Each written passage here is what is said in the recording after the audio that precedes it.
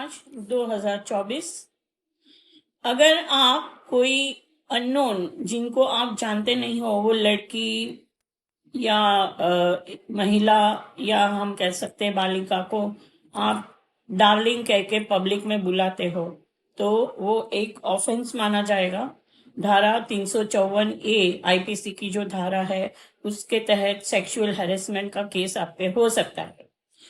ये हुआ है। और ये किसने जजमेंट पास किया है? कैलकाटा हाई कोर्ट ने अभी अभी कल ही जजमेंट पास किया है, जिसमें इसको एक जनक राम थे, वो ये 21 अक्टूबर 2015 की वाकया है।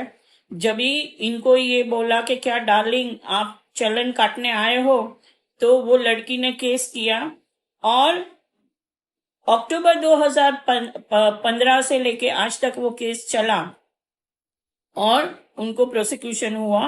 और हालांकि आपको लड़ना पड़ेगा 10-15 साल, मगर आपको अगर जस्टिस चाहिए तो आपको स्ट्रांग रह के लड़ना पड़ेगा। और कैलकाटा हाई कोर्ट ने कहा कि ये जो इन्होंने वर्बली जो कहा, वो एक सेक्सुअल हैरेसमेंट माना जाएगा और उनको सेंटेंस लगेगी 354A के तहत आईपीसी की। 6 मार्च 2024। अगर आपके पास एग्रीकल्चरल लैंड है तो क्या उसके ऊपर एग्रीकल्चरल ऑपरेशंस मतलब खेती करनी जरूरी है? तो बॉम्बे हाई कोर्ट ने एक केस आया जिसमें एक अपील, असेसमेंट अपील थी, वो एओ का जो ऑर्डर था उसको क्वॉश कर दिया है। उनका कहना था, एओ जो थे उनका कहना था कि ये जो एग्रीकल्चरल लैंड है वो असेसी ने परचेज की है और 2 साल के भीतर भीतर ही उसको सेल कर दी है, तो वो ट्रेडिंग हो गया, वो एग्रीकल्चरल लैंड नहीं है।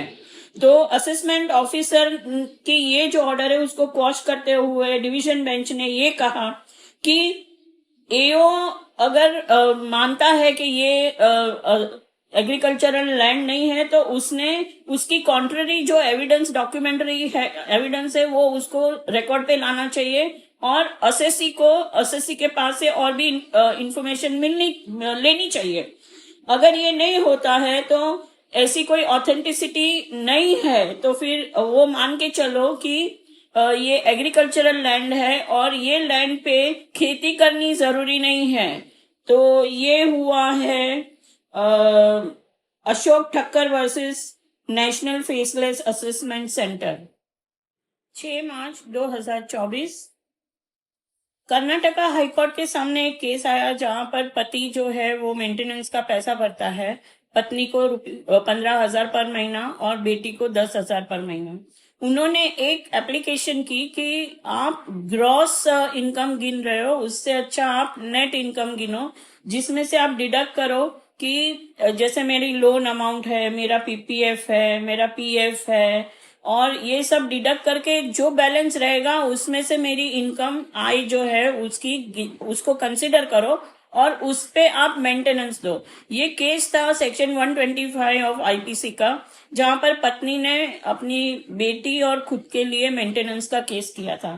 पर हाईकोर्ट ने ये कहा कि ये नहीं हो सकता, क्योंकि आप फिर ऐसे बोलोगे कि मेरी आय जो है वो कम है और उसके लिए मैं अभी बेटी और पत्नी को मैं कम पैसा दूंगा।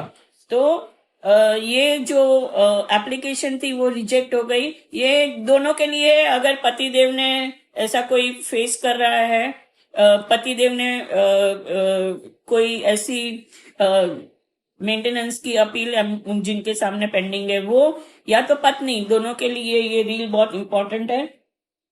नाम नहीं दिया है, मैं आपको बोलती हूँ, साइटेशन 2024 लाइव लॉ कर्नाटका 110 है।